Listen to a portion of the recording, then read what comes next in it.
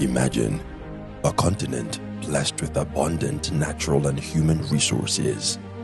A continent whose people are no longer ensnared by the shackles of slave trade, colonialism, and neo-colonial exploitation.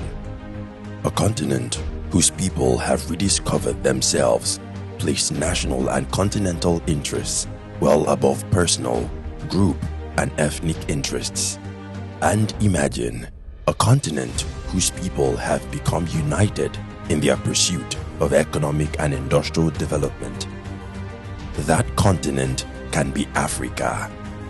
Yes, our Africa. Africa's case is not hopeless. The economic development rebound from poverty to prosperity is possible, and the time to start is now. The book, Pathways to Africa's Development Rebound from Poverty to Prosperity, provides a useful guide on how Africans and African leaders can achieve economic development rebound from poverty to prosperity. Produced in volumes 1 and 2, this book captures the steps African countries and her people must take to achieve rapid economic development and transition from poverty to prosperity. This book is about learning from the past, seizing the moment, and rewriting the trajectory of Africa's future. Visit www.africadevelopmentrebound.com to order your copy today.